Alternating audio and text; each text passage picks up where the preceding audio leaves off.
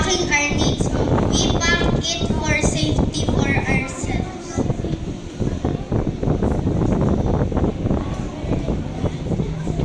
Secure the house. Lock the doors.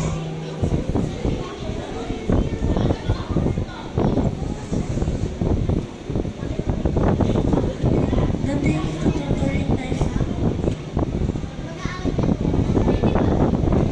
Wear warm clothes. Tutoring typhoon. Stay warm. You need to stay warm while the typhoon is passing.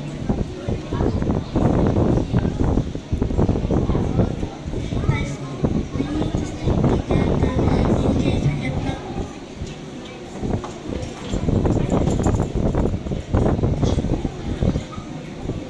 Listen to the radio or phone. We got to listen to the radio or phones when the typhoon is gonna stop.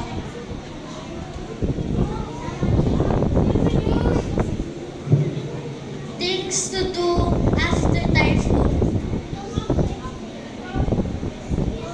Check.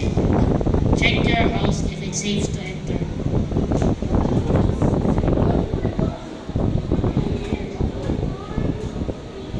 Cleaning our surroundings. We need to clean our surroundings that is full of dirt.